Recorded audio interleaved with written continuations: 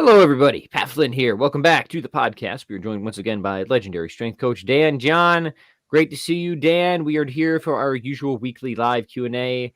How's everything going, Dan? As we announced last week, the new book is out. So just bring that to people's attention again. Armor building formula and all that good stuff, right? There she is. Right, looking good. It's the nice thing. Hang on a second. Sorry, folks. Got to grab a coffee here. Hot bean water. Yes. I mean, the feedback's been really nice. I like the programs. It's funny because if I write a kettlebell program, the first question I get, can you do it with barbells? If I have a barbell program, can you do it with kettlebells? Mm-hmm. And then the third question is usually, I don't have any equipment. Can I do this with body weight? So yeah, it's as always, it's kind of fun to navigate those questions. It's hard to be a strength coach with no equipment. I'll tell you that. That's yeah, it is hard to be a strength coach with no equipment, isn't it? And I think there's obviously value in body weight exercise and body weight training. And Dan, I think the thing to say there is your concept of killer apps, right? If you want to make people really strong, it helps to have something extrinsic to your own body to move through to move through space and time. It really does help. Rocks and pipes. When I was young, we used to people made their own weights. I was coffee cans filled with cement. My neighbor had one. There was a TV show that showed us how to do it, but it was. And my father even said that's how they used something like that to get ready in World War II. So it's just funny, if there's a will, there's a way. Of course, yeah. Yeah, with the body weight, it's worth spending a few minutes on. The body weight stuff is like there's some exercise you get really strong with, but like man, they're just not like the easiest to like. How many people are honestly going to start doing freestanding handstand push-ups? Right. I mean, yes, that'll make you very, very strong, but the progression path to that is pretty gnarly to say the least. Whereas, if you just get some kettlebells or dumbbells or barbell, then the progression path to just developing upper body strength is a lot more accessible to people. Right. Yeah. Mm-hmm. Yeah. What is this? Do I have lines on my chest or something today? Oh, it looks like something coming in from the window, perhaps. Yes. I'm being Oh, yeah. I thought it was getting slashed, But what is, what's a killer app of body weight? Well, Dan, I know you've been doing stuff with Tim Anderson the way that he uses the sort of neurodevelopmental patterns, the crawling, the rolling. Man, that stuff is very useful, isn't it? Yep. Mm-hmm. You could go. I mean, there's the basic kind of four-ish. You've got the push-up. You've got the sit-up that goes this way. You got the leg raise that comes this way. You got the V-up. That's one family. You got the squat family, which can be good. And and when I mean family, I mean someone always types in Hindu push-ups or something like that. But yeah. And then there's that whole family when you're laying on your belly and you do the Supermans, the Cobras, the half arcs. Right. Those are kind of the big four for that family. And then the crawling. I think if you take crawling seriously, and the big one, and I could never get my athletes to do it. I mean, it's funny. You turn your back, the butt on bear crawls and stuff. The butt has to be lower than the head. Okay. Yeah. Okay, let's make that a rule. No, I could go over it 1,000 times and everyone looks like Fred Flintstone trying to bowl or sneak. Get the butt way up here. It's been a long time since I've seen the Flintstones. Yeah, the movie's ruined it. I was gonna say, wasn't it like John Goodman in that movie or something? Rosie O'Donnell as Betty, I think it was. And then Rick Moranis, Rick Moranis. I always wonder. But but no offense, but Betty, Betty was not. Rosie O'Donnell is not who I thought Betty should be. So we'll move on because no one cares about my opinion. About a movie from the 90s, the 90s episode.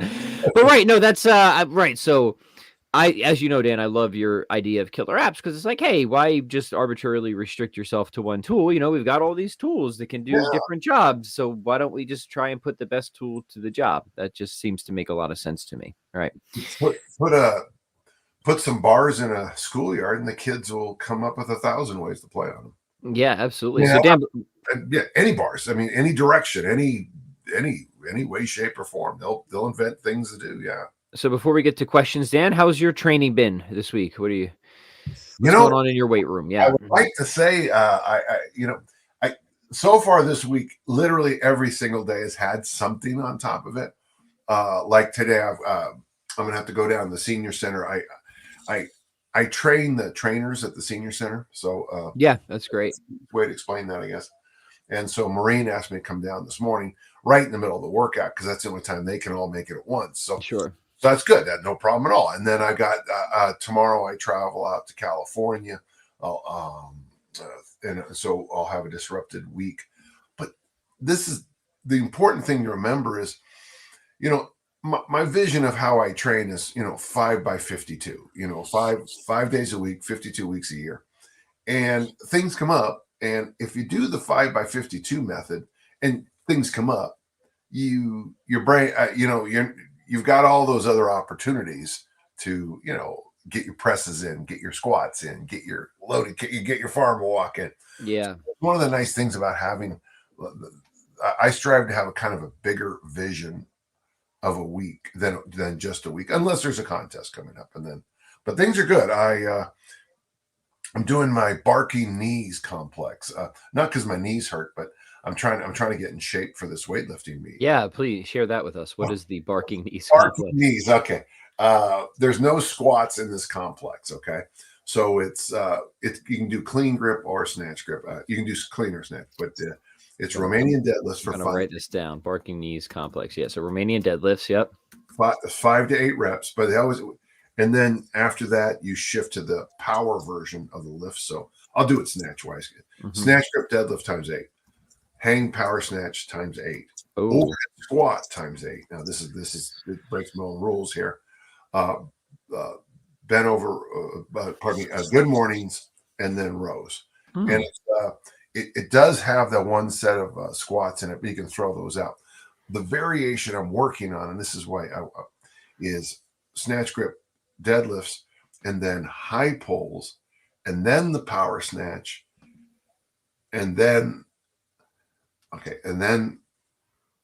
skip the overhead squats, good mornings, and then pop over for rows. And the only problem with that is by the time you get to those hang snatches, your traps are tired. You're on fire.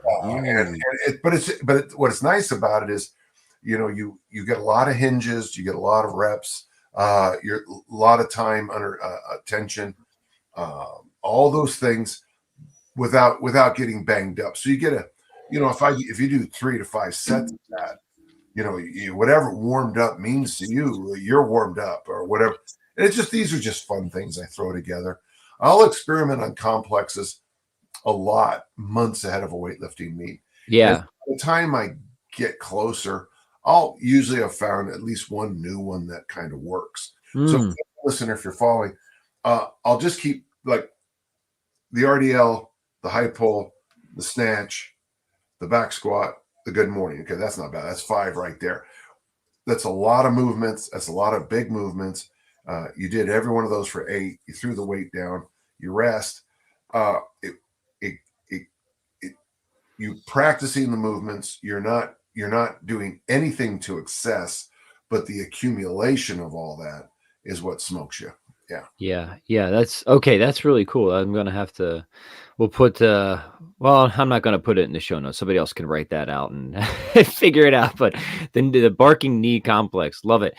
All right. Well, shall we turn to some questions now? Of course, or as is customary. All right. So let us. Here's one that just came in on the body weight stuff that I saw. Yeah. I wanted to hit that first because it was relevant. But now I lost it. So we'll start with Stevens. He says, would an alternating approach, I guess, between the armor building complex and humane burpee as the meat of my workouts 3 days per week, followed by a loaded carry, be a good program for body recomposition and fat loss, eating like an adult included. Okay, so Well, I mean, both the ABC and the humane burpee are fairly. I mean, they're both complexes. You could argue that the humane burpee is a circuit training movement. I would okay, whatever. Uh, you're going to. The thing about the humane burpee is you're going to land that plane in about 7 minutes, maybe 10 when you're first learning. So it's not necessarily a really long thing. The only problem with doing them both is they're both hard. I mean, they're both hard things. And if you want to do if you're going to do, I'm reading it as doing the ABC, the humane burpee, and loaded carries all in the workout. It's just hard. I mean, and sometimes hard is not repeatable. And that's why in the book I recommend some other things. When I tell people do the ABC just once a week, I do get some pushback, and not to me, but on these other forums that talk about it. And it's like, it was like that thing I told you years ago when I wrote that Tabata front squat workout, and someone said it was so good, why don't you do it every day? And it's like, I don't know how that. If running a marathon or doing the Ironman triathlon is so good, why don't you do it every day? Well, you could. I mean, you just you just probably wouldn't progress real well after a while because you'd be some things are good in certain doses. That's I mean, back to life. I understand cobra venom has real values, but I've heard this. Yes, apparently they use snake venom to make all sorts of medicines, right? Yeah, but why don't you just inject? Why don't you do it like a bodybuilder then? Just cobras and have 12 bite you. Oh, because then you'll die. Oh yeah, oh dang. So yeah, I'd say I would say experiment with it, but I'd have a real short experiment window. We meant different days. Okay, there's a follow up here. Yeah. Okay. Well, yeah. I mean, now you're just, yeah. Hint, hint, wink, wink. All right, Gary says, Pat, I'm finishing up the program Flinimum. This is one of my masterpieces.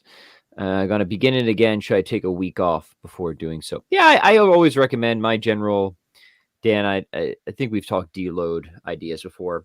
I always like just take a week and just go 50% volume. Yeah. And if that's still, and try and keep intensity the same. And if that feels good, then proceed. If not, then you can start, reducing even more. But that's my general approach. Just 50%.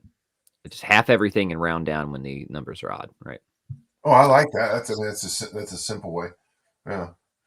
But Pat, don't you find you can also deload with life? I mean, I know you've had a couple of family trips and you've had some.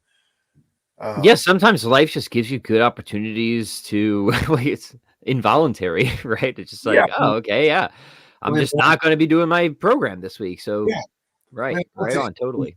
England and Denmark went for 2+ weeks, and I did original strength every single day, and I walked miles every day. But when I came back, my press took a beating on that road trip. I mean, 2 weeks without pressing for me, brings me down. But how many of you young friends, listeners, how many of you find you have to schedule deloads, and how many of you find that your deloads come naturally? Just if you wouldn't mind, just a little survey. Help us science this here. Because Patrick, one of my favorite things about Jim Wendler's 531 is his insistence on week 4 being a deload. Yeah. And when I was with Bigger, Faster, Stronger, Greg changed his mind about week 4, and then we made it hyper organized. Yep. But I always thought that 3 weeks on, 1 week, you still train, but you just kind of, Yeah. Mm-hmm. I in the even easier strength in 10 workouts, we have at least one day of just one set of 10 with really light weights, just move. It's weird, but for me, and I think a lot of the listeners might be in the same place. If I go in and I take a really light barbell and I do 10 presses with it, that is as rejuvenating for me as going to the beach and not doing anything. But I think both are good. I'm just wondering, my question is, is true deloading, a plan, light day, as good as a complete off day. And there's 1,000 subcategories, I'm sure, from there. But I sometimes find nature, life takes me away. Yes. Workouts, but just as much so does. But sometimes planning a light day is just Yeah, and I'll give you another recent example for me. So as people, the podcast know, Dad's a rock star on the weekend here in Wisconsin. The weather's nice, so I have a number of gigs coming up. And for people who, if you've ever lifted weights and then tried to shoot a basketball, the phenomena, right? It throws you off. The same is true for guitar. So I was actually talking about a bunch of musicians. They asked me, like, Pat, what do you do with your weightlifting around gigs? Like, doesn't it affect your playing? The answer is yes. So I actually have to reduce my kind of training to like 2 days a week now, just to make sure that my hands aren't super tired from all those darn loaded carries, Dan, right? So I can actually play the instrument. So I'm kind of doing a forced deload through the next couple of weeks, or at least just a little bit lighter, just because life has other things that that the strenuous lifting, actively can interfere with if it isn't positioned right. So yes, that's just kind of another example where I could keep pushing it, but other things in life are kind of taking a little bit more of a priority. So we'll still be lifting heavy. It's just a matter of, instead of 3 days per week, I'm going to maybe push it, but just back to 2 for a little bit. Plus, it's just also darn tiring too. If you're lifting heavy, and it's just tiring. It's hard to do a whole lot of other demanding stuff. Yeah. Right? This afternoon, since I'm leaving tomorrow, I'm going to mow my lawns, which I've gone back to mowing my own lawn, folks, and I do it with a weight vest on. And what I found is that if I do garden chores with my weight vest on, I am sorer than any weightlifting I do, because of the gardening with a weight vest on, or picking up litter, or just doing chores with a weight vest. Really, it's a short experiment, folks. I'm not telling anybody to do it, just an experiment. Mm-hmm. What I've noticed in life sometime, and going with your idea, is, and I was just telling Eric about this, back in the day, when I first taught, teachers move a lot because, we're all poor and we're all young and all dumb. So I used to almost every weekend end up helping someone move there. It seemed like years this went on. And it would have such a big impact on my Monday and Tuesday workouts. Oh yeah. So life can not only get in the life can be your natural deload, but life can also be what ruins your workouts. Oh, 100%. Yeah, absolutely. So it's kind of fun to think this way, if you don't mind. So your gigs, you need to prep for your gigs to deload so you can play the instrument. And that's going to probably make your Monday, Tuesday, Wednesday workouts probably better for a while. Mm-hmm. Your workouts. But if you go hard Thursday, Friday, when I'm out till like 1 a.m. or 2 a.m. Playing the stupid guitar, my Monday workout is not as vigorous. Yes, you're right. Yeah, and it's nice. I'm just reading, just highlighting some of the comments, but looking at them, it's like, yeah, a lot of people. One of the things about at least my podcast, when you look at the analytics, I think most of the people who watch follow my podcast, are not professional athletes, and they're people who like to work out. They're happy people. They're well-rounded. They're handsome, good-looking. Just well-mannered. All the rest. And I think with that audience, the audience from my podcast, I think it's going to be people who life will be their deload. Yeah. Now, when I walk out the door, as soon as this podcast is over, my throwers are going to be waiting for me. Okay. I need to build deloads into my collegiate athletes. Yeah. Because part of their, I wouldn't call it their entertainment. I don't even know. A big part of their life is our workouts. So I need to consciously deload them. Yeah, because they just won't do it otherwise. Right on. Yeah. All right, lots of good questions. So let's just keep storming ahead. Noah's got more of a comment. He says, Dan, you've inspired me to use the seesaw press for my next 8-week cycle. Never used it before, but I think I'll like the variety. I like the seesaw press. I do. Yeah. Nice pressing variation. Yep.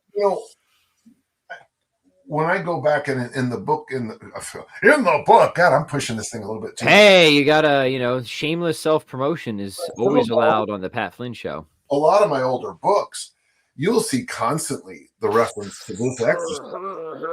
I mean, it is just, and and thank you. That was Noah, I think, wrote that. No, I appreciate that, because you just actually, when you said that, my mind said, yeah, why am I not doing the alt? Now I'm doing on a big I'm on a big barbell push for about 5 months. I'm trying a little experiment. But just when I think about it, I feel great doing the alternate press. I always tell people that your shoulders have like independent suspension. Yeah. Recreational vehicles, and Right. what's nice, even if you have jacked up shoulders, the alternate press It seems to be more accessible. Totally. accessible. Totally. Yep. Absolutely. So yeah, they're possible experiment for people. All right, let's keep going. Jason says, Pat and Dan, what do you guys do to correct your posture throughout the day? Original strength and lifting weights included. I'll be quick because there's just a few things I like for keeping, things loose and healthy and hopefully in the proper place. We mentioned it last week, Dan. I love T-spine rotations, that zenith stretch. I mean, that is just a money for me. So that's a daily YTWLs, and you don't even need resistance bands. You can just do them with a slight lean forward. These are great. If you can't really see it on the screen, right? But you have your Y, your T, your W, your L. I do that a lot. Very simple to do. And then some of the basic, Tim Anderson, neck nods, rotations, rolls, rocks. That's sort of my minimalist feel good package. Mm-hmm. And I would just add walking. Basically, yes to everything Pat said. But I would also say, for me, walking. Now, remember, when I walk, I like to have 1 kilo, 2-pound weights in my hands, so that I when the one arm is, contra out, the contra. But one thing I find, the more I can do this as I walk, the better my posture and spine feel. Yes. So this is the key to my walking. Okay. Nothing new under the sun there. Nothing fancy, but you know what? The basics done well make all the difference. 100%. All right. Ricky wants to know, what do you think of Mace training? I've been doing 45-minute workouts, 10 Mace, 360s, 10 kettlebell swings, and so on and so forth. Dan, do you use that thing? Neither do I. I have one. I've used it maybe 2 or 3 times. I don't have anything against it. Like it's fine. I just never found a reason to make it a steady, regular piece of my training. Mm-hmm. And gentle listener, I didn't catch the name, but Ricky, don't lose this number. Sorry, a little let's steal it in. Ricky, don't lose. Gotta look it up. But yes, steely Dan. That's right.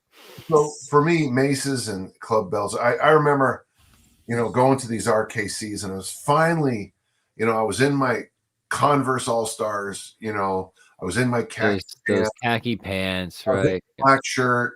And then the next year, everybody, all you ate was one rotisserie chicken at night. Yeah. And I got there, and everybody was in their Vibrams, and they were all doing Club Bells. And I just remember thinking, I just can't keep up. I just can't. And so for me, I know Club Bells have been around a long time. They disappeared for a long time. Maces disappeared for a long time. And frankly, I always thought, when something disappears and then gets brought back, there's always a good reason things disappear, Mm-hmm. I made a mistake on my podcast, Patrick, of answering a question about Mike Metzger's, the bot. And what that did was brought up all, the mushroom people came in. It was like, oh no, don't want to deal with the mushroom people. I watered a dark area in the backyard. Oh my God. And I got one this morning that said that, well, he was good, but he didn't really train optimally. And I'm like, the only person ever to score a perfect score in a bodybuilding contest still wasn't good enough for the high intensity people. Still wasn't good enough. Yeah. I just, he might be the world record holder, but his left toe, Man, I look the whole idea of just like optimization, like let's talk optimization when you've just been working damn hard at the basics for 10 years, right? Right. There's You know, just this sort of, I don't know, naivety of just people who are hyper focused on internet forums about whether something's optimal, but they're just not doing have any I of the fundamentals, have I ever right? shown you my bathroom art? I don't know. I don't know if you have. We've done a few cribs, All Dan right. John cribs. Yeah, let's see it. Here we go. We're going on a tour.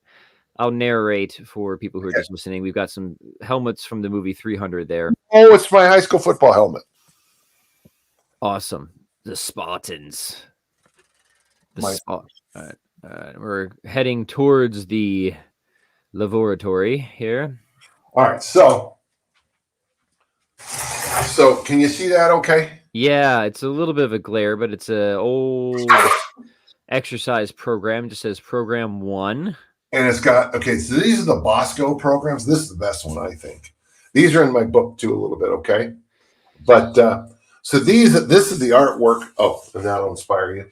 And this is the artwork that's in my bathroom. Okay, that's probably glare. The basics. It's all the basics, gentle listeners. Every single exercise is stuff. This program 4, inclines, triceps, deadlifts, overhead squats, this all barbell and dumbbell stuff. And my point on that, and the Utah State University. My point on that moment was that the Harry Pascal training programs, they were just basically, it was barbell. Well, basically it's just barbells and whatever you have, hand weights. Hand weights can be kettlebells, dumbbells. I mean, whatever. So they used to have a thing called swing bells. To me, that's where I'm always going to go back to the point that recently, Patrick, I have decided to no longer talk about the pull-up. So I've now banned the pull-up from any conversations. Too many questions. Too many questions. Patrick, I just can't. I just can't. How you doing? So gentle listener who asked about Maces or club bells, please, they're great. But if I mention club bells, by God, I'm going to have, what is the best brand? What is, I have a one, you say I should use a 5-pound club bell. I only have a 4-pound and a 6-pound. What should I do? I just, Sometimes the conversation has to be restricted for the purposes of staying productive. I very much appreciate that. All right, here we go. Let us continue on. All right, we took that one. Sorry. All right, here's a good one about progression. Dan, when do you think it's a good idea to move to the 24s from the 20s when using the armor building complex? What about from the 24s to 32? So yeah, Dan, how do we gauge when it might be time to try and make that leap? Yeah, well, I mean, like most things in the weight room, generally I know when it's time. I mean, I have a good built-in sense of it might be time to take a week off, or it's time to add more load. Do you real curious, Dan, when you're writing your books? Because I remember when I was first writing my couple of books, and I was trying to figure out, when am I done? When do I know I'm done? And an author I was reading on writing just said, well, you'll just know it. Yeah. You'll just know it. You'll just know when you're done. So Yeah. it just kind of reminded me there, and I think that's right. You just kind of know, okay, it's time to pick up the heavier set for sure, right? Maybe you don't know it with certainty, but you kind of just know it. Yeah, right. So for me, the ABC isn't a good program for me. Hi, I'm Dan John, and the press is way too easy for me in the ABC. I can press, but for most people, and I'm not trying to say I'm better. That's not true. I am, but I'm trying not to say that. Okay, I'm trying to be kind. Okay, try not to say what everyone's already thinking. That's I mean, honestly, I know. Not only am I just the prettiest, but yes. But for most people that I've had interactions with, the press is the one that will let you know. Like I say, most people, because the loads are light enough, double 20s for 3 front squats for most men is reasonable, doable, repeatable. When you jump to the 24s, just it's like you do 1 clean with the 24s and you do 3 squats, you probably put the weight down and go, yeah, I could do that for 10 rounds. But it's the press that'll hold you back. So for most people, any if you can do, say, we'll just do it this very simply. You do 15 rounds with the 20, and every single press looks like 2 pistons. Okay. But if you have that, if you start to hitch, to turn, to the elbows do a little dance, you add a little leg, you come up on your heels trying to pop, you step at all, your feet move on the press, then I would still say you stay at the lower weight until those press numbers are all solid, all rounds. Now, Yeah. and it's interesting that That's really good advice too, because like you want where you're at to be solid. But the thing that I try to emphasize to people is like, don't expect where you're going to be solid starting out, because that's never going to happen. Right. And there's this sort of illusion where everything has to be perfect. Man, that never happens in life. Whenever you make that next progression step, it's always a bit of a mess if it's challenging. yeah, True on guitar, like if you push the tempo up 20 clicks, like you might have been fine at one tempo, and that's a sign that you should progress. It's all solid, right? But then, like, yeah, you're gonna kind of miss and make a mess when you push to that next level, and that's okay. That's yeah, to be expected. Same thing, like you don't want it to be a total disaster, and you want to be prudent and safe when you make that leap in lifting. But there's just, I don't know, this kind of sissiness, Stan, about like about perfect form and lifting heavy, man. It's just not realistic, it's Mark Rifkin said it best. Everything's easy till it's heavy. I've talked about that 182.5, the 402 clean I made back when I was young and handsome, and it was on the local TV, had it, and I was able to get a copy of that tape, and literally tape, this back in the day, and when the weight hit me, it's so heavy that it bounced my foot out. So instead of having my squat stance, gentle listeners, if you're just listening, I'm just putting my hands up, protecting their feet. Yep. This is the squat stance I train with for a million times, and that's the squat stance I stood up with. Well, the exercise Nazis would come over and say his foot isn't in. Well, yeah, because the weight's heavy. Things change when the weights go up. Things change, and one of the things, I like this. One thing I would recommend, that if you are going to play with the heavier load, is maybe do 5 rounds with the 20, do a round or 2 or 3 with the 24, and then go back to the 20. And then maybe you could also just nudge it up that way. 5 rounds, 1 round, 5 rounds, 1 round, something like that, or 3 rounds, 1, whatever. But just nudge up the extra rounds. One of the things we do in my gym a lot is conga lines, and that's where you put bells in a row. But when I was first experimenting with the ABC, it was much more complex. For me, I would go, say, maybe 20s, 16s, 24s, 20s again, 32s. And we were doing them 2 cleans, 1 press, 3 front squats, step to the next load. 2 cleans, 1 press, 3 front squats, step to the next load. And by the way, I like that riff of the medium, light, heavy, light. I like. Yep. Yeah, me too. Yep. Mm-hmm. But the problem, Canadian, do you hear the first problem? Well, you need 5 sets of doubles. And there goes most people's. The other day, the guy who washes my windows came by, and he was asking about the gym, and he goes, I like kettlebells, and I showed him I have 35. So there's not a lot of home gyms that have 35 kettlebells. I'm not bragging. The bulk of them were donated. Almost all of them were donated, or one, or whatever. But if you're and most people don't, and most people have a couple of kettlebells, and that's why unevens are such a good thing for most people. One other idea is just spitballing here. You might want to try unevens with the 20 and 24s, and just switch a couple times and just see how that goes. Yeah. Awesome. Yeah. Good. All right. Let's keep rocking and rolling. Mark says 60 is looming on my horizon. Happy almost birthday, my friend. And yet I'm considering picking up the armor building formula. Is there anything I should be aware of or cautious about with the complex at my age and going forward? So Dan, Any counsel for a dear friend Mark here? The fact that I'm 7 years older than him and he's complaining. Right. Um, I mean, I mean, if you're in any kind of, if you've been squatting, if you've been doing ballistics, you should be fine.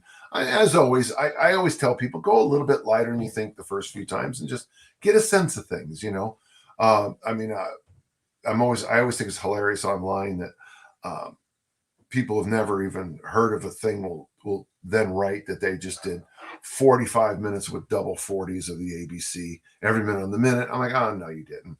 But it's easy to type that. That's just not true, right? Yeah.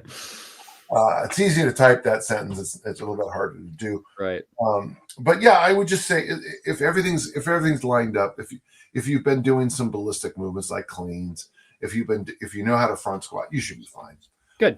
As always, though, common sense approach. Yeah. Common sense. Give yourself a workout with it where you don't race the clock. A feeler. Right. Yeah. Yeah. Good. All right. Eccentric says, fan of both of y'all. I'm reading the armor building formula and plan to get on that program once I lean down a little bit more. My question, I've heard Dan has been doing 10,000 hip thrusts. Any benefit? Is that right, Dan? You doing 10,000 of those? Yeah, that was hippie thrusts. Yep. That was in that was a while ago. That was in the late summer, early fall. That's when I was on that road trip. Yeah, I did 500 hips thrusts a day, and I ended up doing it for whatever gets you to 20,000. So, 40 days or whatever it was. Wow. Yeah, it was. Most of them were just with glute loops around the knees, so they were unweighted, bring the hips up. One of the things I really felt is that generally when the weather changes, and it happened last week here because we had another storm hit yesterday, I can feel the weather change in my titanium, and during that time was one of the few times I really didn't feel it. So maybe that extra lubrication, that extra hit in those places was good. I wouldn't say it has any. I liked it for the reason I did it. I was traveling a lot and I wanted to have a thing, sometimes like there's a phrase I use with people when they ask me about nutrition. I use the word fiber forward. You should push fiber. Okay. So when you're thinking about a meal or a restaurant, think I'm gonna as I look, I'm gonna hunter gather fiber. Okay. What's nice about something like the 500 hip thrust challenge is it's a thing.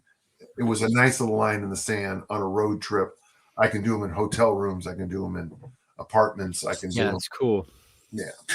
I didn't need to carry a kettlebell up to my hotel room, Yeah, awesome. Good. All right, let's keep storming. Lots of good questions today. Dea says, I've realized physical exercise is more important than I thought. I've started with some walking and sit-ups. Any recommendations? Yeah, man. The basics is, sort of what we preach here. So I always, recommend that if you can do some, basic weight training starting out in addition to walking, do that. It's going to be metabolically expensive. It's going to help you put down some muscle. Dan's got a lot of great programs that I think are super accessible for people. Just like easy strength would be great, right? Just to get some extra resistance going and just kind of speed things along. We're huge fans of walking. Maybe do the walking, do the easy strength or something in that neighborhood, and then just try to eat more protein and colorful vegetables. Drink water, wear your seatbelt, floss your teeth. Am I missing anything there? Right? No, that's yeah. I mean, if you're going to keep it just to sit-ups and walking, I would do the sit-ups before you go.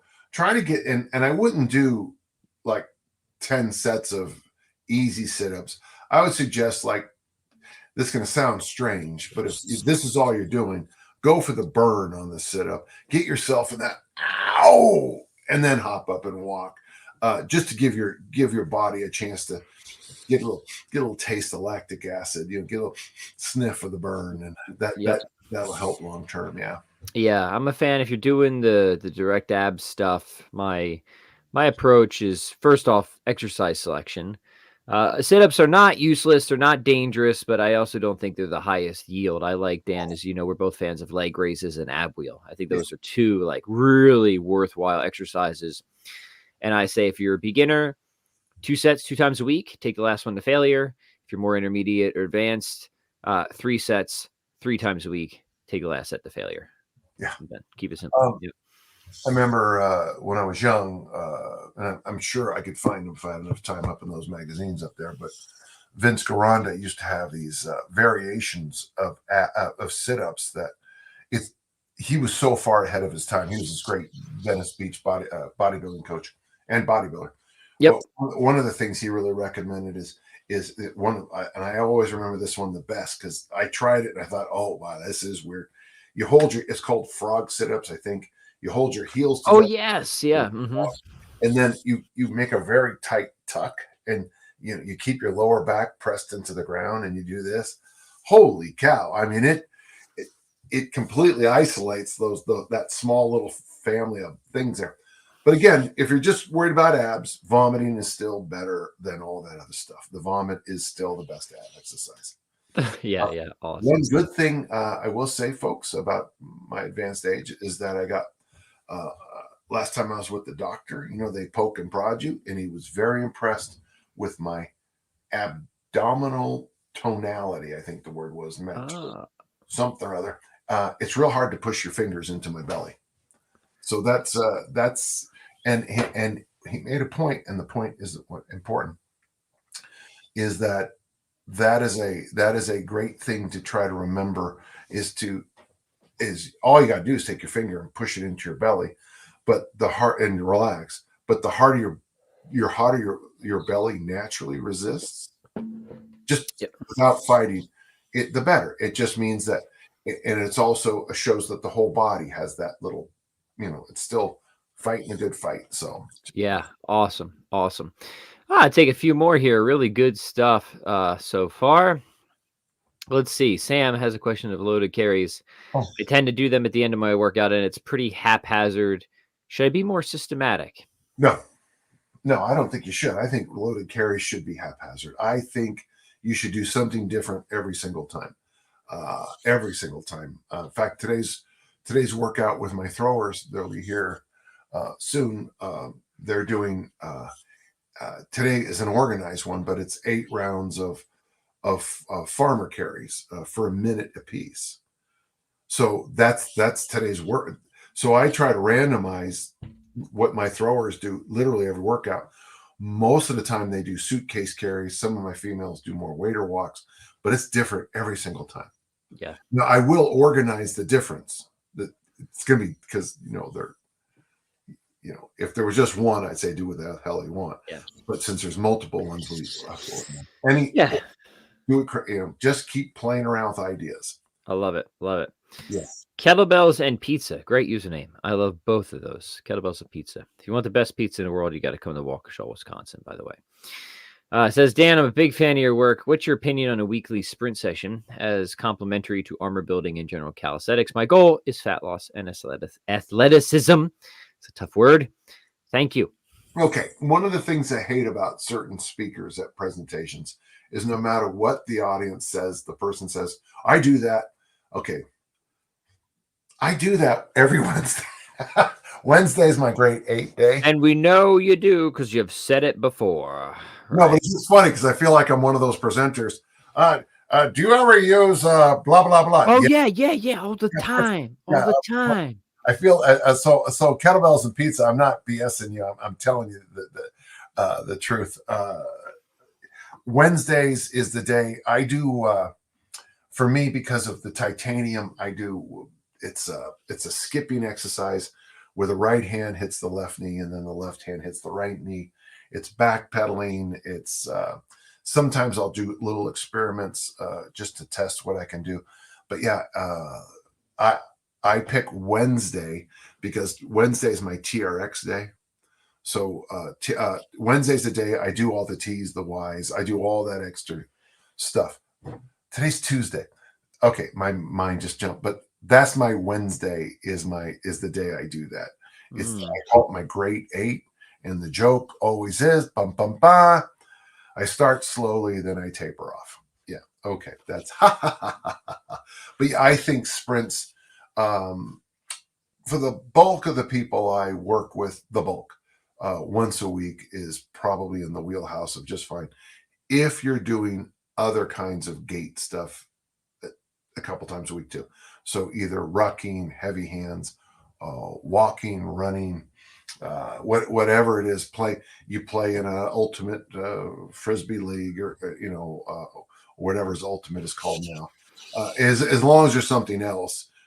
So if you don't walk, I mean, if you never walk, don't pick a sprint day, and just make sure, because otherwise you got to make sure you lubricate that gait pattern. You really have to, because then when you go to sprint, you turn that volume all the way up. You're gonna pieces of your body can be left on the side of the road. Yeah. Good. Okay, Nicholas has a question. He's lifting with a friend who has never used kettlebells and wants to get back into lifting. I'm thinking to do 10 minutes of goblet squats alternated with one hand kettlebell press, followed by 10 minutes of carries. Thoughts? Okay, Dan. So somebody is working out with a friend that wants to get back into lifting, new to kettlebells. What do you have them do? That's a pretty good little workout. That's a rough one.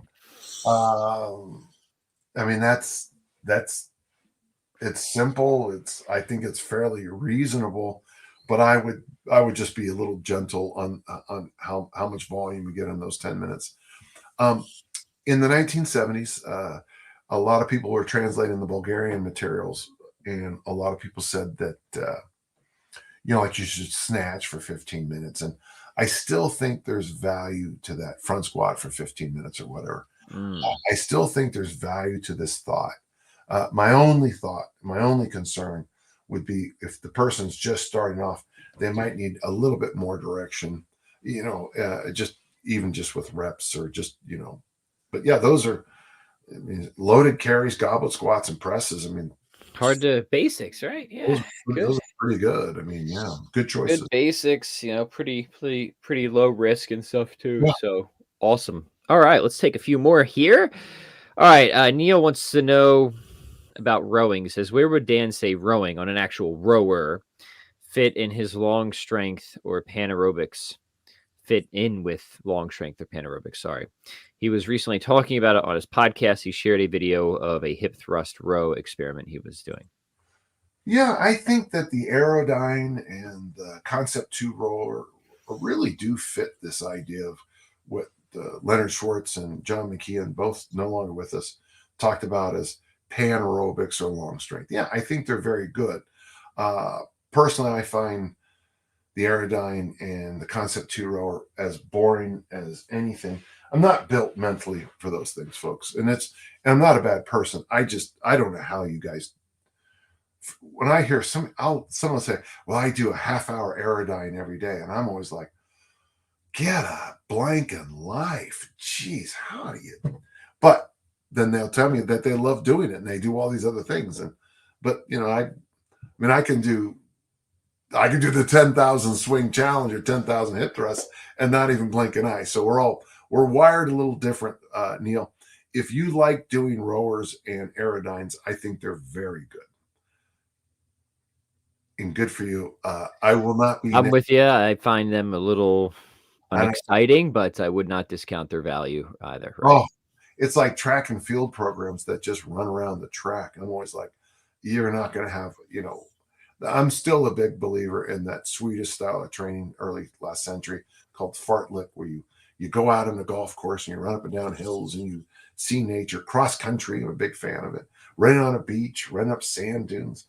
God, running around a loop. Oh, I don't know how. Of course, I throw the discus in a damn ring. So, hey man, everything works. I guess one person's attention just can completely fail to grab another's. I suppose I'm the same way. A lot of stuff I do, people would find exceedingly boring, and other stuff that people find fun, like running around in a circle. And man, it drives me absolutely nuts. So, we've got options, fortunately. So, all right, there's always that balance of okay, here's what's effective. Here's sort of the range of options, and now we can talk about preferences and likes and stuff like that. You can balance those two, I think, quite effectively. Yeah, with maturity. Okay, all right. Let's see. Awaken wants to know, what are the 2 best exercises to lose fat besides the kettlebell swing? He's aware of that one already. He wants 2 more to melt fat like raw Yeah. meat on a hot grill. Dan, what's going to do it? Exercise number 1, go to the store, get vegetables, chop vegetables, serve with every meal. That's the best exercise I know for fat loss. Don't drink calories. There's No soda. Soda, what does they say? Soda put downs. Yeah. So fork put downs. So it's going to be veggies and no calories in your drinking, which is tough. I mean, sadly, in your drinkies, yeah. Sadly, the best delivery system for alcohol I know involves liquids. You know, how about that? Life is, you know, I didn't say life was fair. Then, if you're doing kettlebell swings, I mean, I think that's a real good one. Obviously, walking and things, all those, you're looking for a lifting exercise. I would still say something like double kettlebell front squats and the double kettlebell press, because those exercises ask demands of you. If you're asking for kettlebells, those exercises make certain demands that the body has to rally up and use fat as part of the process. Yeah. Mm-hmm. Noah says also, don't impulse buy a big box of cosmic brownies. Speaking from experience, what is a cosmic brownie?